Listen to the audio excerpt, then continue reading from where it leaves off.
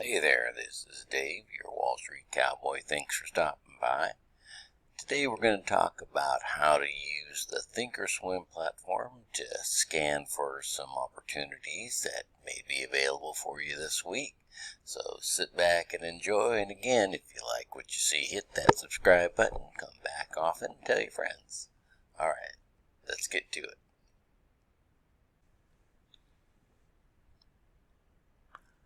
Alrighty then. So the first thing that you have to do is you got to open the Thinkorswim platform. Now, while you're opening that up, just want to remind you we're not financial advisors. We don't make recommendations, and everything we talk about today is for educational purposes only. Just remember that investing does require and involve risk, sometimes high risk. And you should make sure that you fully understand the trade you're going to get into before investing any risk capital. Alright, so what we're going to do is after you have Thinkorswim open, we're going to start with the scan tab. This has to be a live account. You cannot do a scan, a custom scan, in a paper money version of the Thinkorswim platform. So if you don't have a live account, open one up. It probably could be done for a few bucks, maybe as little as $50, and you don't have to make any trades, but it does have to be funded and set up before you can do any kind of sophisticated scan or use the scan feature. This is because Thinkorswim invested a ton of money into the scan feature of their platform. In fact, I understand from Don Kaufman that this is where they put the most of their research money is into the scan feature. So they make this so that you gotta be a live account holder in order to use all these extra features.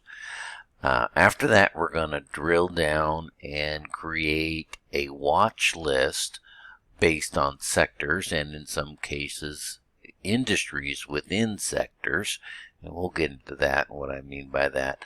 And then we're going to drill down to the different criteria. For example, you may want to deal with only stocks that are above $20, or maybe something that has over $1 billion in capitalization. So after we get all that set up, we're going to create a watch list within Thinkorswim, and then we're going to go to setting up a custom filter.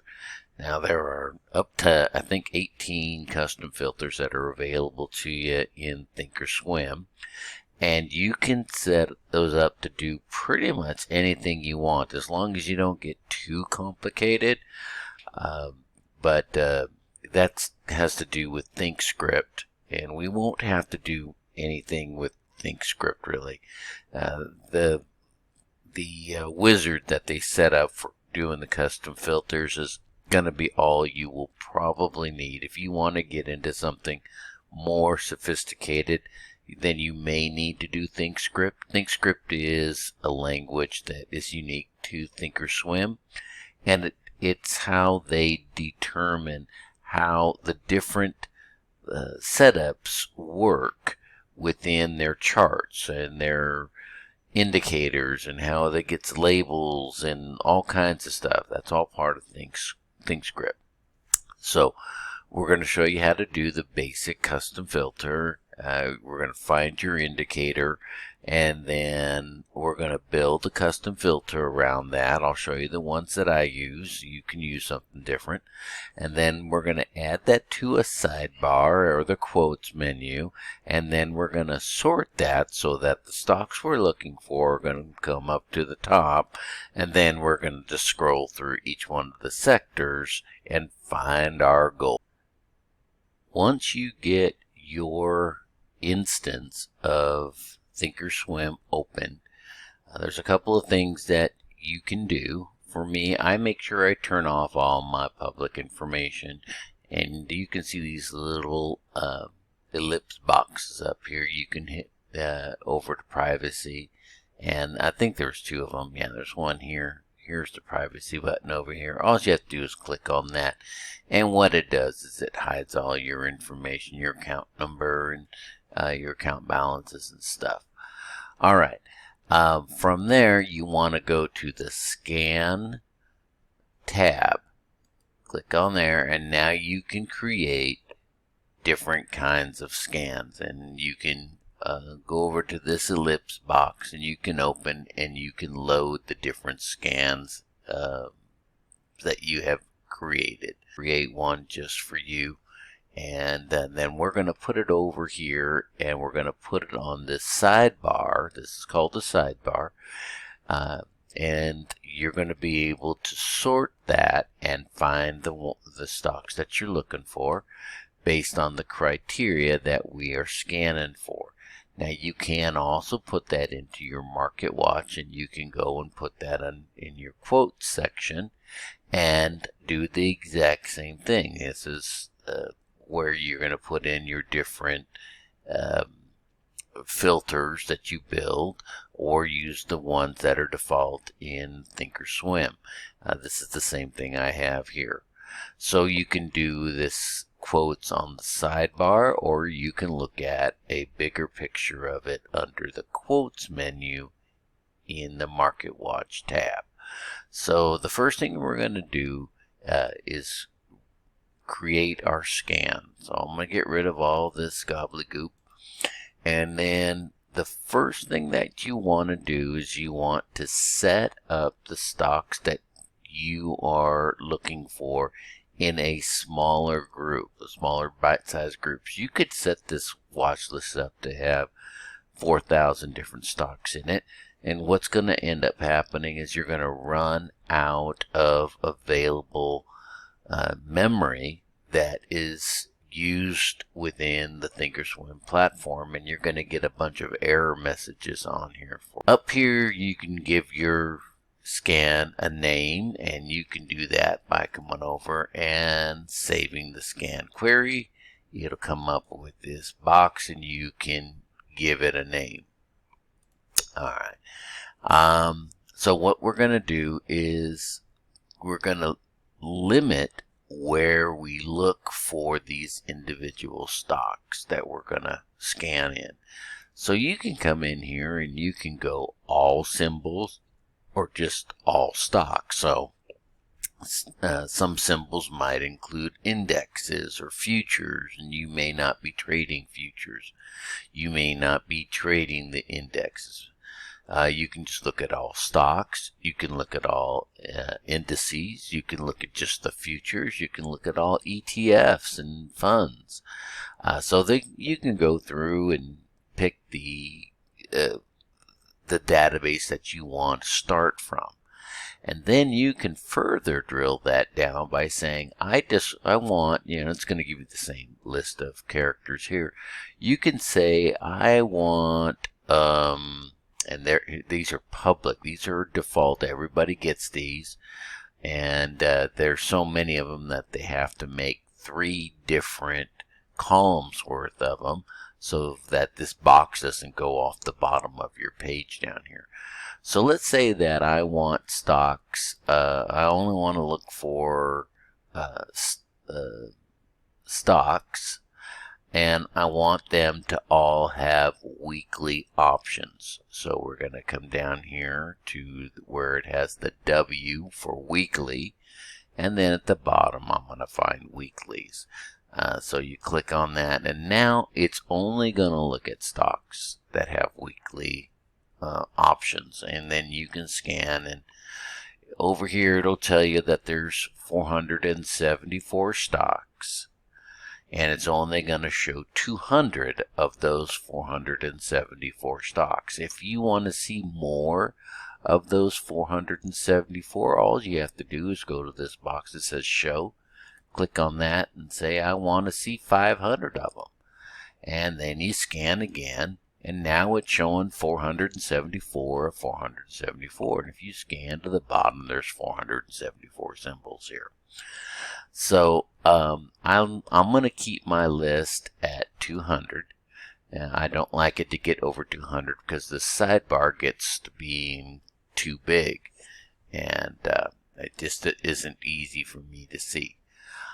Also, we're going to not look in all stocks. We're going to come down here to where it says by industry. Now, this is actually by sector. These are the different sectors. You might remember those from previous videos I've done on how to do a top-down analysis. Now, within the energy sector, you can go to the actual industry within the sector.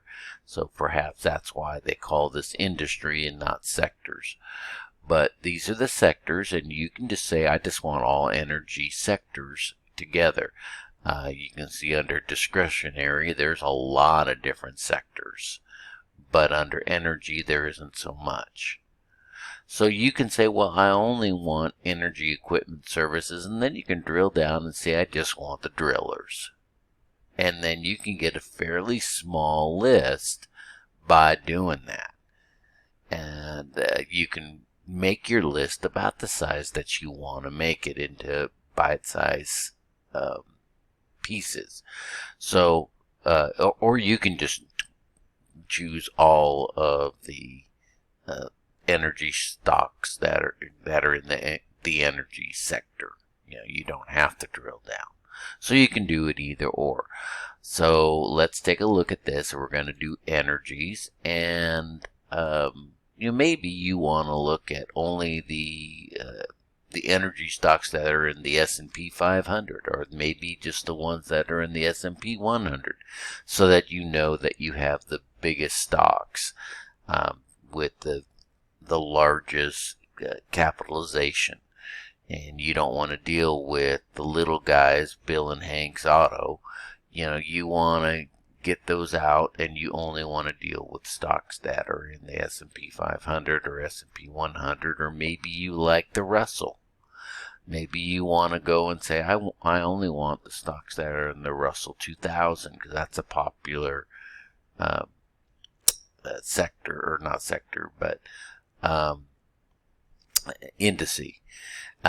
Maybe you want different types of criteria that you want to drill it down, and you just want those that are on the New York Stock Exchange. So maybe they trade in penny increment options, which are fairly liquid options. So you can go through this list and find what works for you. But I'm going to make it pretty simple. I just want stocks that have weeklies. So we're going to come down here, go down to weeklies, and now I'm only going to get energy stocks that are in any sector or any industry within the energy sector that offer weeklies. And then you can even exclude some. I've never used this, but you can exclude those that are, the worst performers, that have had downgrades. So this is pretty powerful scanner, very similar to what you saw perhaps if you saw our FinViz video. Alright, so now I'm going to just scan for that, and it's scanning through. It'll take a few seconds, and if there aren't any energy stocks that offer weeklies, it'll come back with no results found. So then you have to expand your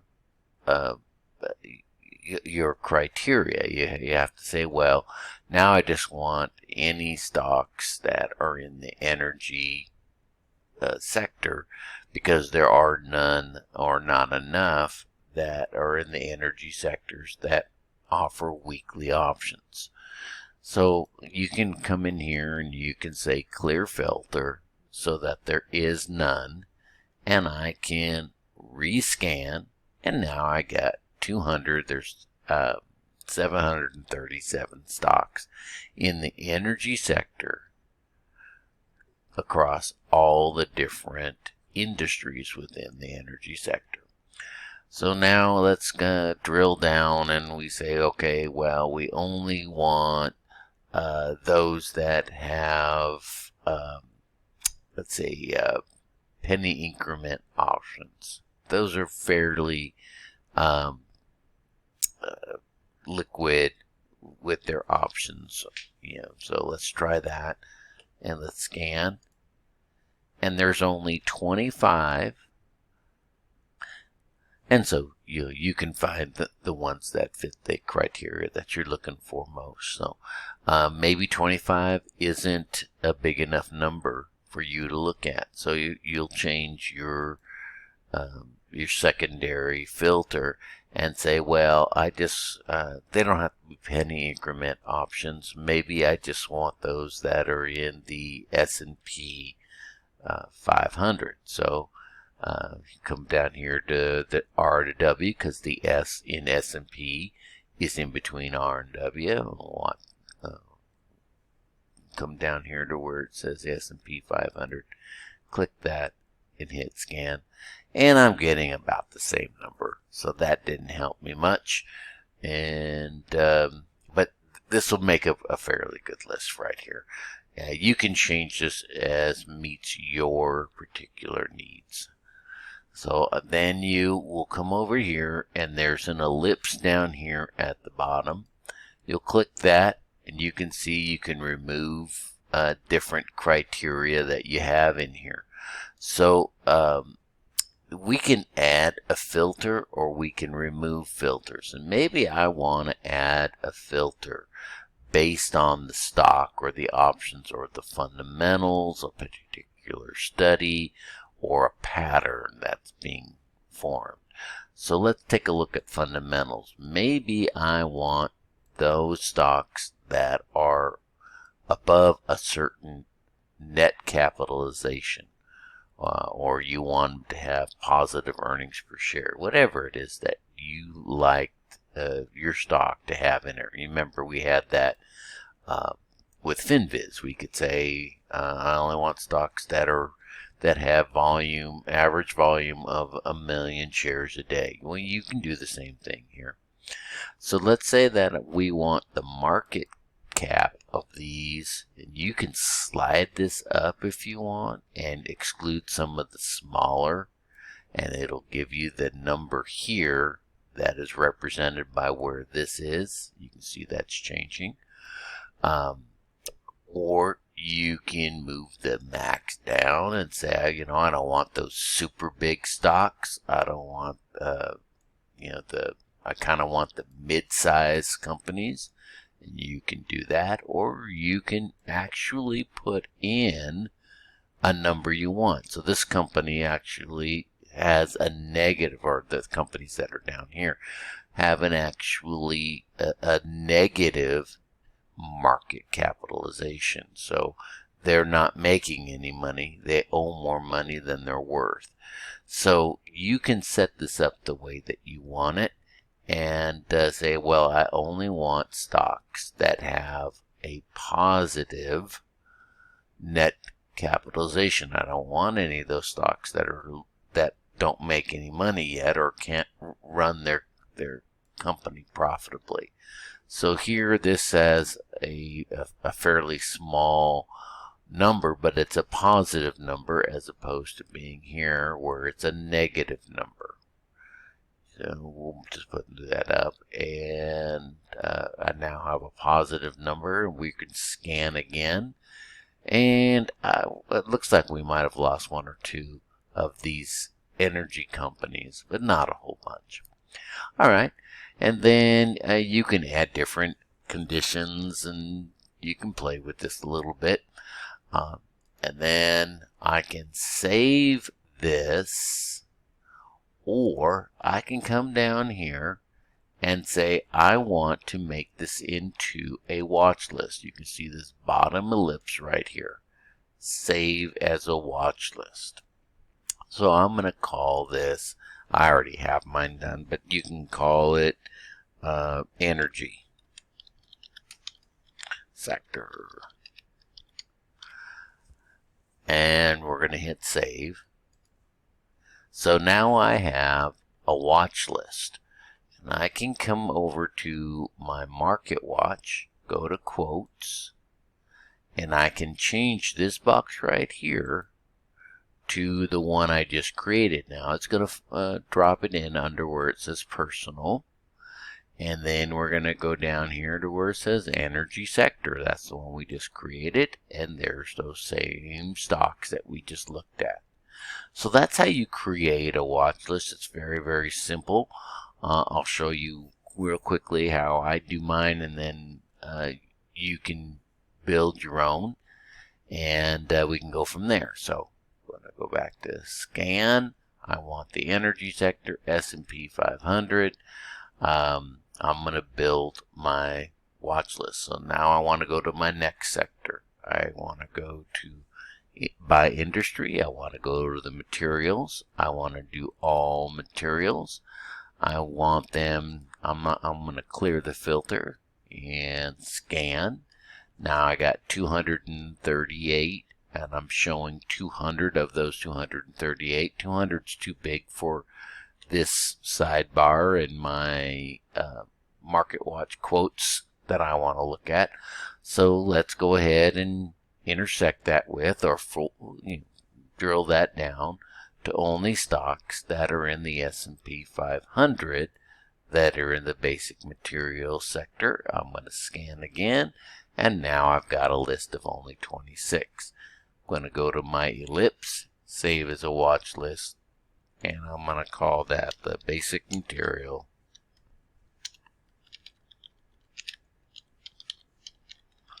sector. Alright, and I'm going to save that.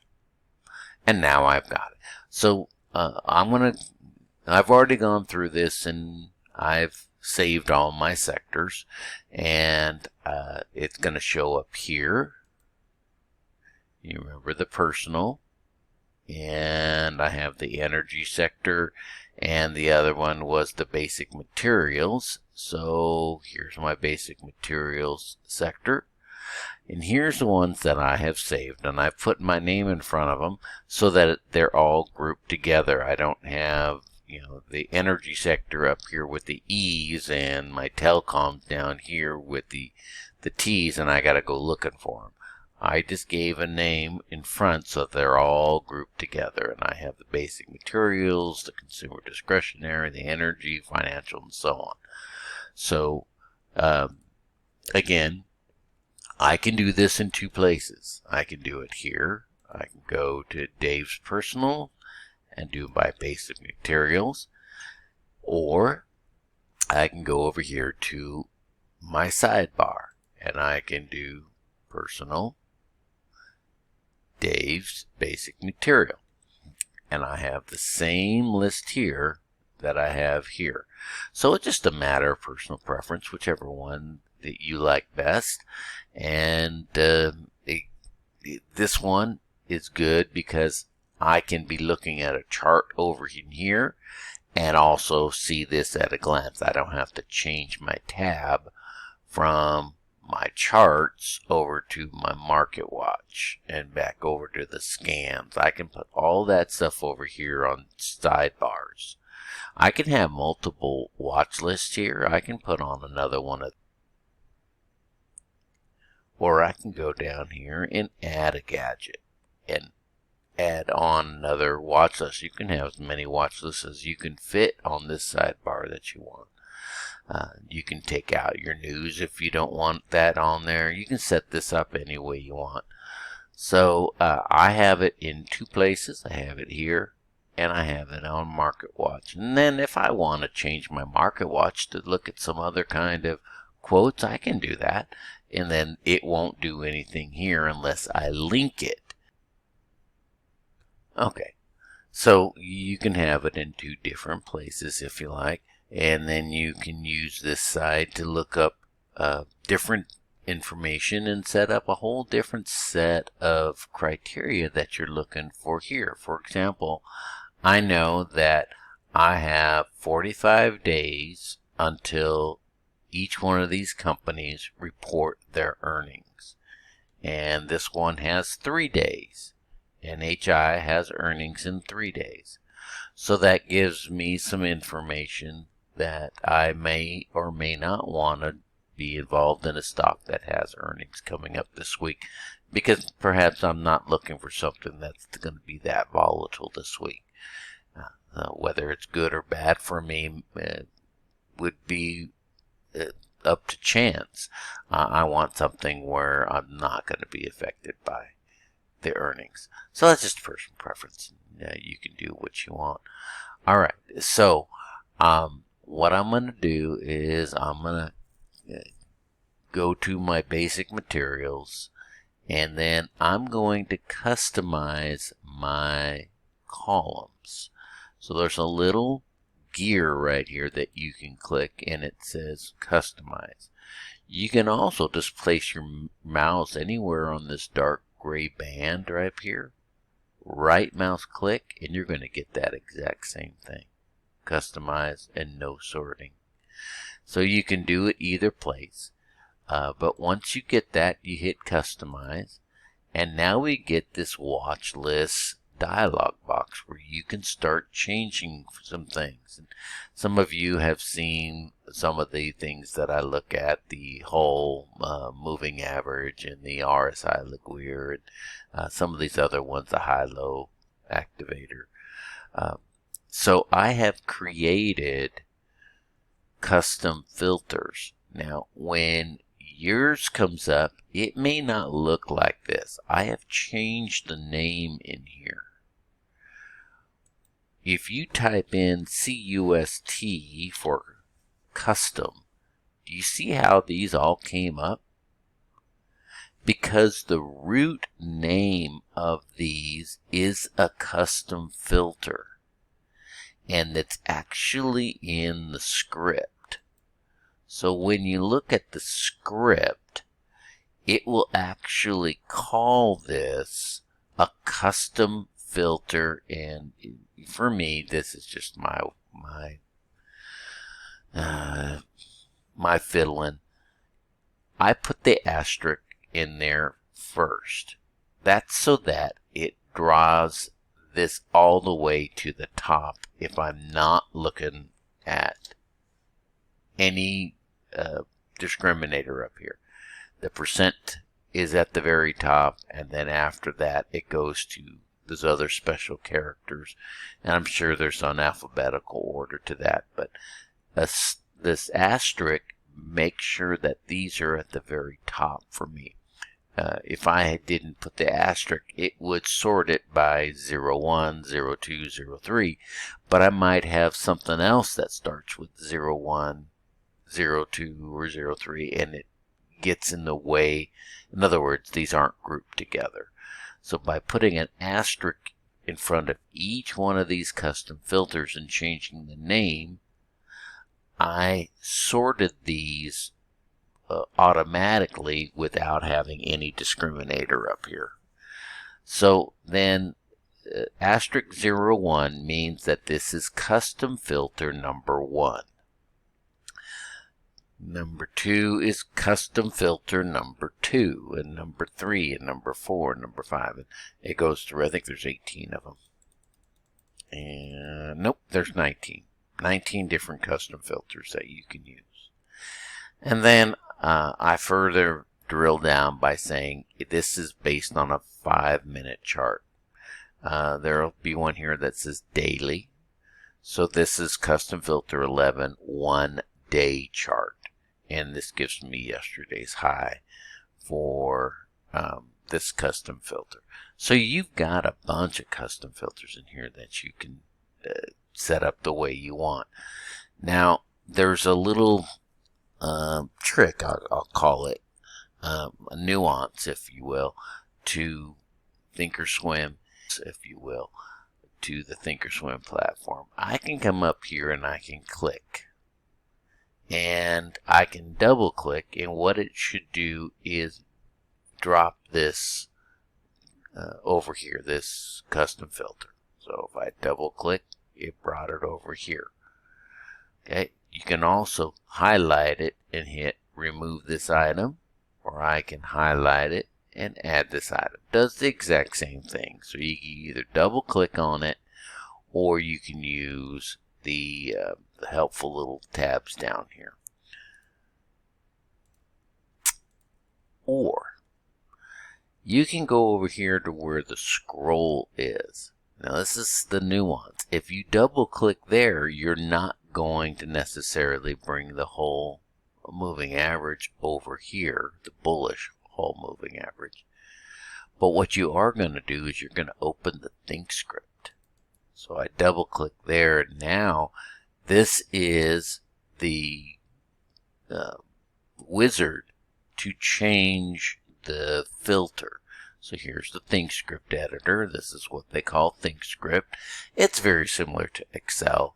You know, if the whole moving average from 1 bar ago is greater than or equal to the whole moving average from 2 bars ago. It's similar to what you use in writing a formula in Excel. I think it's kind of based on the same type of language. At any rate, you can double click right on the scroll bar, and that won't bring that over here. It'll open up the wizard. If you click on the name, it'll bring it over to here. So that's just a little nuance that you'll find. Yours may say custom 1 here, custom 01, and custom 02, and so on. So I'm going to double click right on there, and I'm going to bring up this wizard, and now I can give it a unique name. This is where I've named it the star or the asterisk 01 for custom filter, 5-minute whole bull, or it's a bullish indicator. Now there's a limit to how many characters you can have in here. If I just start typing, it'll give me this message that it's too long. You can only have 16 characters maximum. So make sure that you name them accordingly. You can change the time on here. You can do a 1-minute chart. Even if you're looking at a 10-minute chart on your charts, this will only do this indicator based on a 1-minute chart, regardless of what chart you're looking at. And you can go all the way out to a yearly chart or 4-hour chart, whatever it is that you want. So that's where you change that.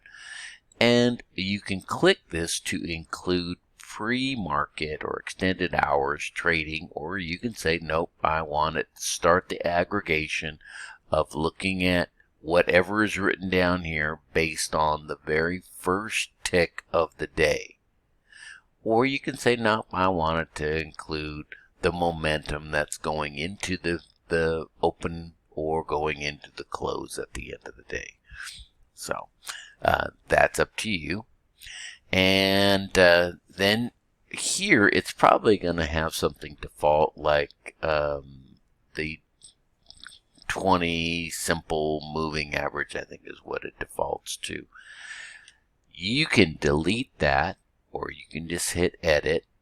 The easiest thing to do is just hit delete, and then it gets rid of whatever is there. Then you can come down here and you can add a condition. So you now have a clean palette to work from.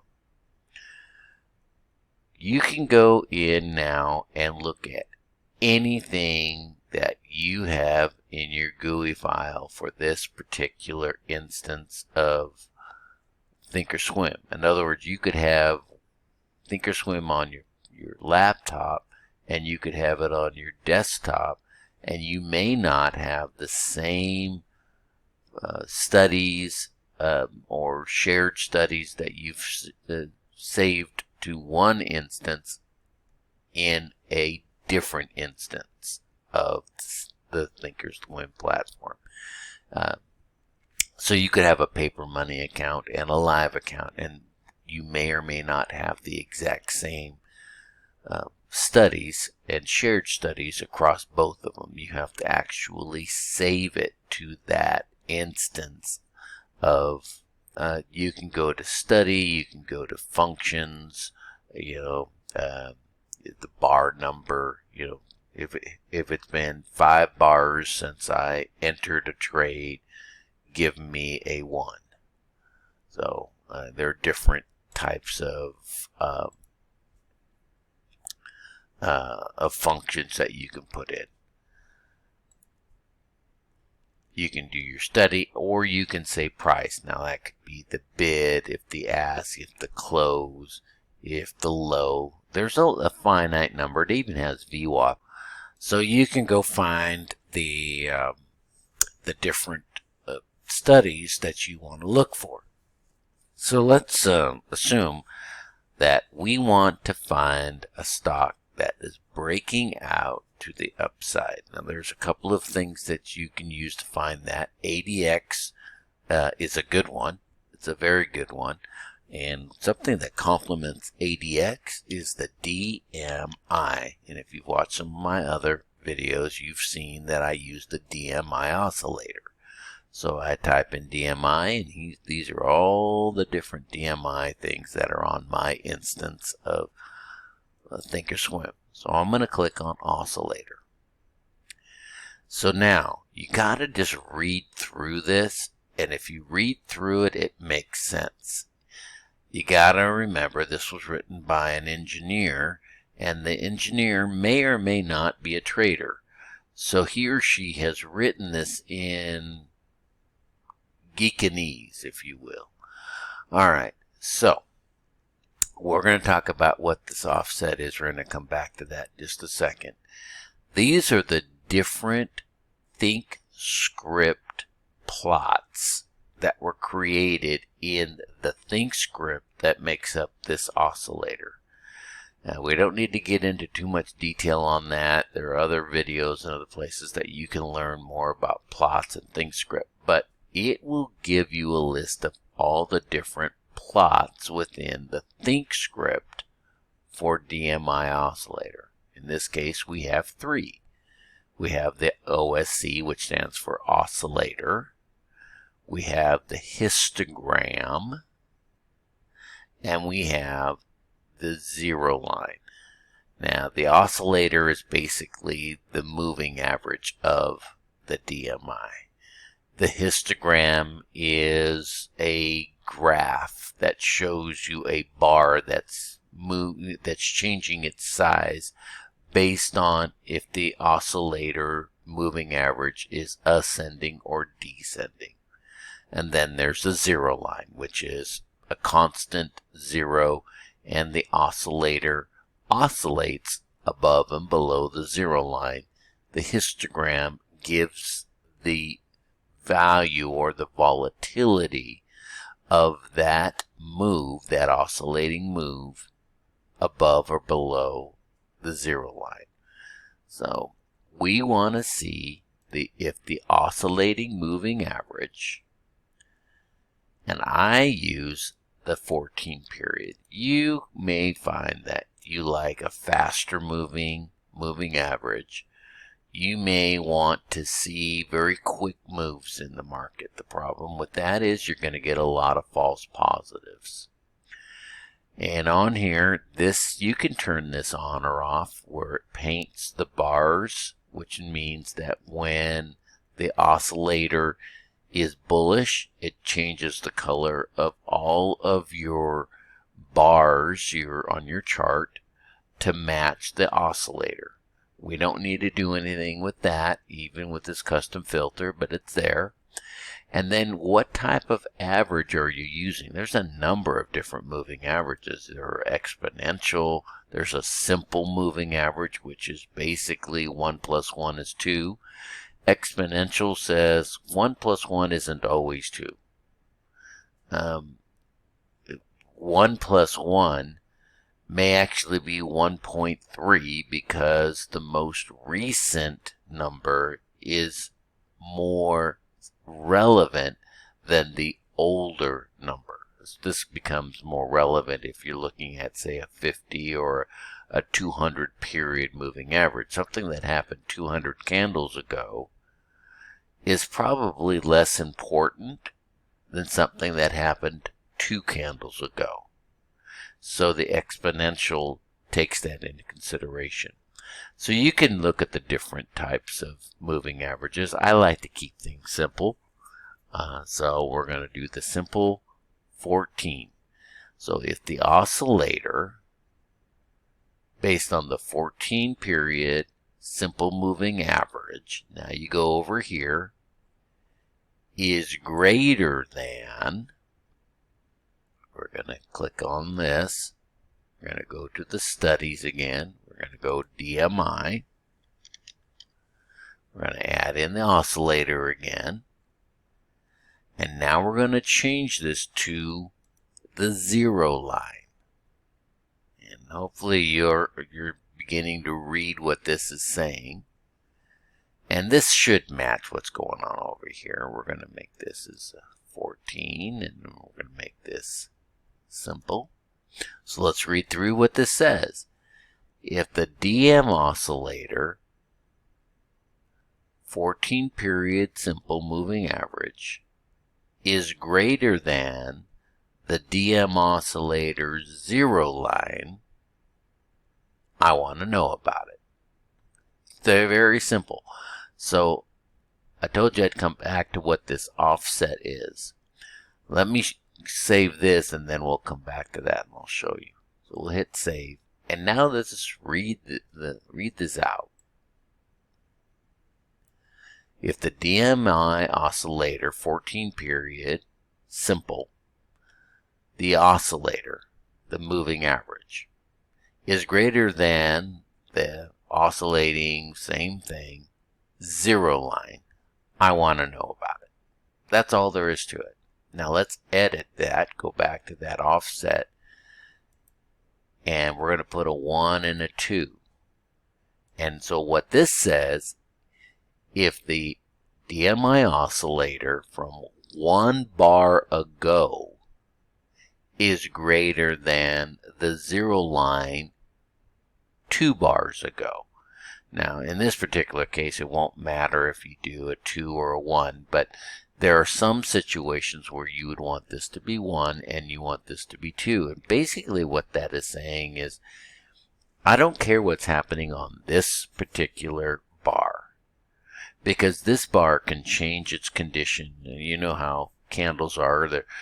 So it goes from the open to the high to the low and back up and down, and that candle can change its shape several times over the course of being populated, depending on how big your chart is. A lot of things could happen in 5 minutes, not so many in 10 seconds. So you may want to say, I only want to know if this is already completed, if the DMI oscillator has crossed above a previous bar. I don't want to know if it's crossing and then uncrossing, crossing and then uncrossing, crossing and then uncrossing. Hopefully you're understanding what I mean by that. So that's where you fix it here.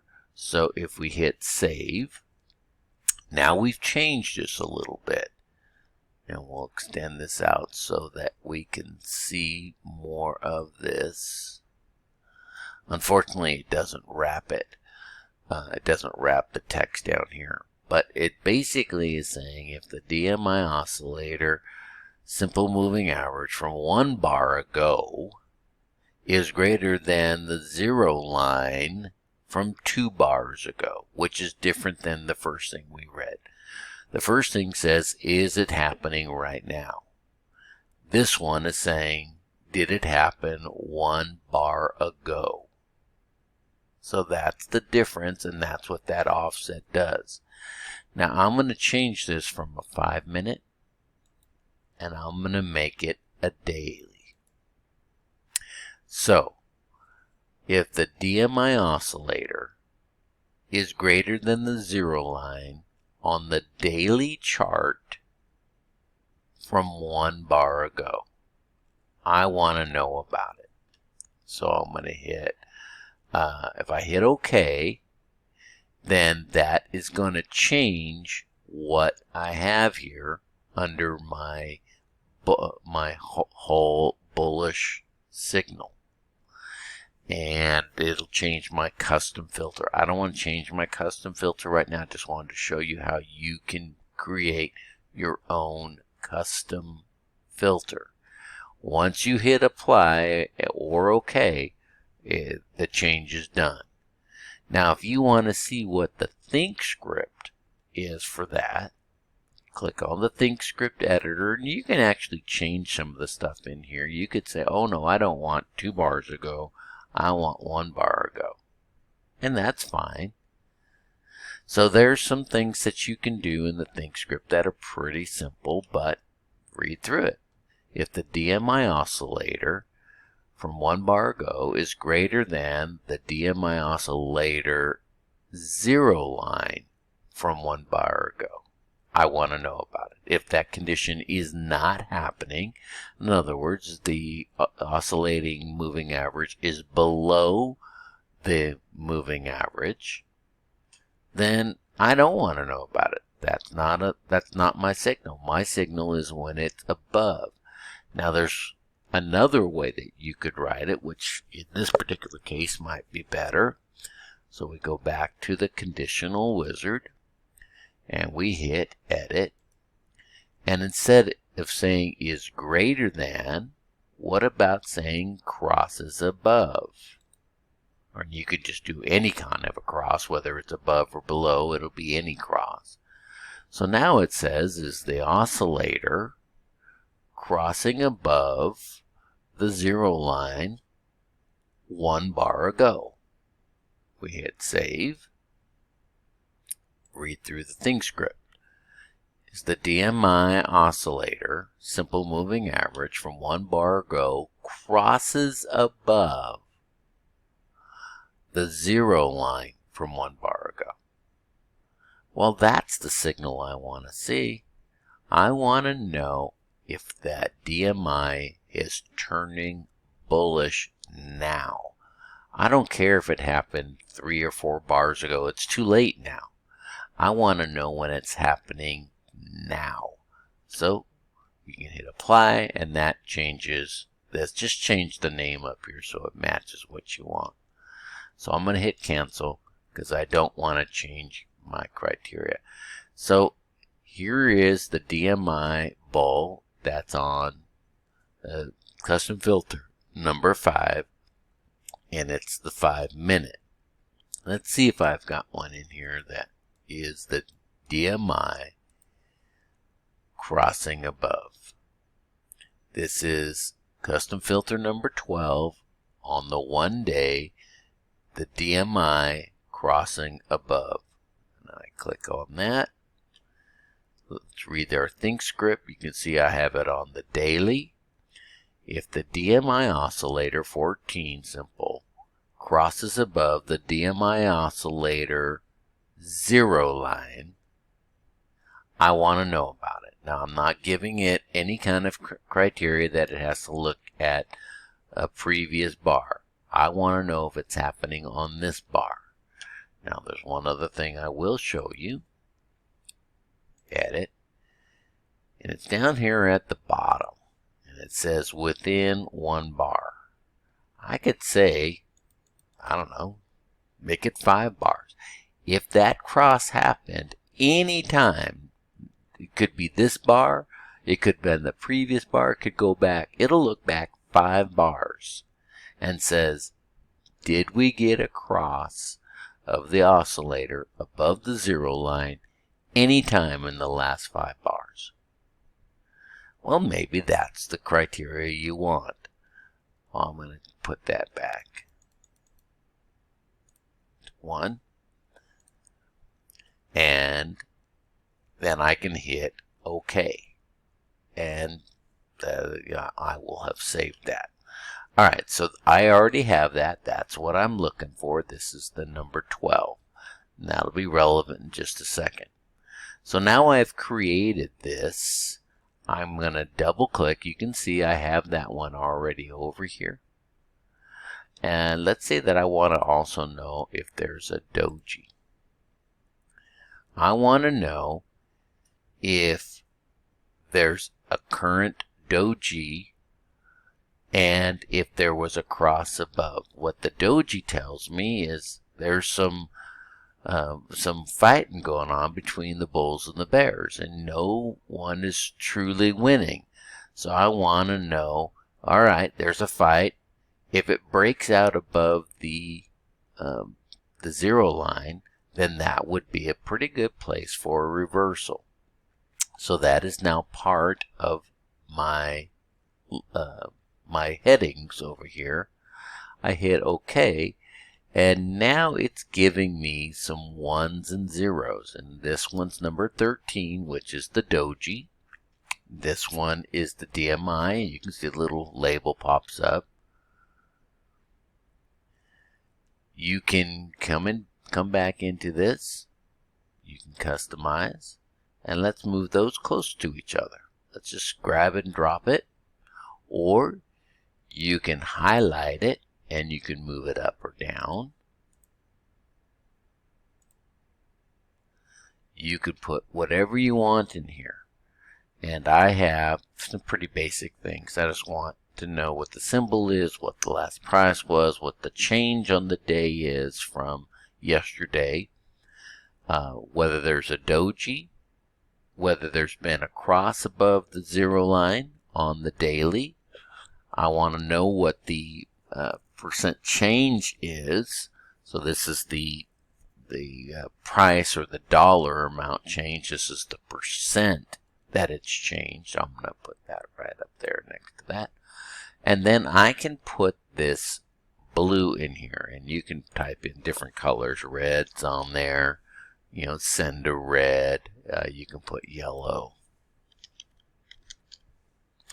you know, send a yellow. And I have it blue, and I'm going to hit OK. And what that does is puts this little blue 3 here.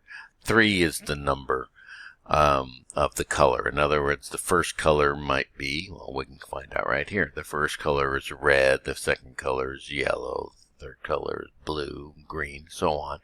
So now, anytime I click on that 3, if I have my chart set up to be the same, in this case I've got it set to number 8, which is brown. Let's put that to blue. And let me click on NP. And I got to change this because that's probably today. And on the weekend, it won't give you it won't populate a candle on today because there is no trading action on the weekend. I can make that one day. Hit OK. And now I've got my chart for NP. If I want to go look at my PPG, I click there and it changes it to PPG. If I want to go look at BBL, let me do BCC, it changes it to BCC. So that's why I have the sidebar over here. It makes it real easy for me to look at these and see what kind of chart action I am having with this particular watch list based on these criteria up here. So we'll come back here to Market Watch. And we're going to sort this. So now I clicked it once and there's all these zeros here. At the very bottom of the list, you're going to see these are all the stocks that have a doji. If it has a 1, it's a doji. If it has a 0, it's not a doji. That's one of the limitations of Thinkorswim. You have to give it a yes or no answer. If you give it too many variables, you're going to get an error message on these custom filters. So make it simple. Yes or no. Is it a doji? Is it not a doji? That's easy for Thinkorswim to figure out. Is it above the DMI, above the zero line? Is it not? It's a yes or no answer. So now I come back up to the top and I sort by my DMI. And I'm going to click once, and all the ones that have a 1 are at the bottom. If I click it a second time, all the ones are at the top. So you can sort it however you like. So now you should be able to do a really nice sort using the Thinkorswim platform. You know how to scan to create a watch list. You know how to go to your watch list and create a custom filter. You know how to take that custom filter and add it to a sidebar. You know now how to add in a link so that you don't have to go back and forth from the Market Watch tab to the Charts tab and the Market Watch tab to the Charts tab. And you know how to bring that all the way up to the top so that you know, all right, I like this PPG because not only am I getting a doji, but I did get a cross on the DMI. I did get a cross on the DMI on NP, but I am not getting a doji. So maybe I don't want to look at that one. Saves me time. I click on that. I go back to my charts. Now I got to change this to a daily chart because that's what I'm looking at, right? This is a daily. The number 12, 1 day DMI cross above. So let's go here to our time frame setup. Click on that. Click on time frame. Go to daily. And I don't need a year's worth of information. I'm just going to scroll up and do 3 months and hit OK. And here's my DMI oscillator. Guess what? We were below the 0 line on the previous bar, and we crossed above on this bar. So that worked out to be an actual situation based on our criteria. Let's take a look at NP. We hit the little blue 3 right there. And even though you don't see that's above, this number is actually, if you look right here, it'll give you the value of that number. It's actually a positive number. Barely, but it's 0.208803 is the simple moving average of the DMI oscillator. So it did cross above 0 on this bar. Well, that's when I want to buy. If you look here, here's where that cross was. This was a place to get long. Now, this one's probably not the best example, but let's take a look at some of these others. Cross above right there. That's where it happened. We had 2 or 3 up days, followed by a pullback and then several more up days. This would have been a very nice place right here to have gotten in, and this DMI oscillator picked it. Let's take a look at different sectors. Let's go into something like tech. Here's the tech sector. Let's sort this by DMI. I've got one, BDC. Click on BDC. It was a negative number. It crossed above on this candle. So when that happens, it tends to be a good time to be long this stock. Here's another one. Tends to be a good time to be long this stock. Let's put in something everybody's heard of. Let's put in Apple. That was a good time. Or pardon me, this is our DMI oscillator. Let's take a look at a longer time frame. Let's go for a whole year. That was a good time when we crossed above. That was a good time to be long. Right here it crossed above, dropped back down, crossed back above. This was a good time to be long this stock. So this works very, very well, and it's one of the things that I use. So I'm going to go through each one of my sectors, and I'm going to say, all right, let's start with the basic materials. Let's sort this by our DMI. And there's only 3 stocks that that come up. These are the ones we looked at before. Let me look at each one. I don't know if I do or I don't like this stock, but I'm going to go through my analysis and determine whether I think this is a good stock to be in. I'm going to go to the PPG, and I can go quickly through each one of my sectors, and this will take me less than probably 30 minutes on a Sunday. And I can say, all right, I want stocks that are above a certain price.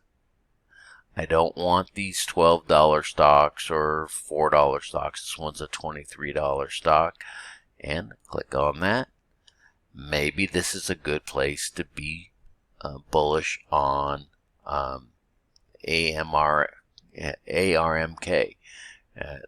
Turned out to be a good place right here. Let's see, right here, it wasn't a bad place, but it wasn't too terribly great. But this is usually a good sign. Now, you want to use your own criteria. I just picked DMI oscillator because it's one of the things I look at in addition to some other things, as you saw before. But this is usually the first criteria I'm looking for. I don't buy a stock that's in the red zone. I only buy stocks that are crossing into the green zone. I usually don't buy them once they've gotten up to here. They've had too many days in a row of green because things oscillate, things come down. So I want to grab these when they go up. You may just want to know when the histogram is bigger than the previous histogram. You remember that on our wizard, right? Go to customize. We can click. You can click on the scroll here or over here. It doesn't matter. And maybe you want to change this. We're going to go to edit. And maybe you don't want to know when the oscillator crosses the zero line. Maybe you want to know if the histogram is greater than the histogram of 1 bar ago. And you hit save, and now it says if the oscillator histogram is greater than the oscillator histogram from 1 bar ago.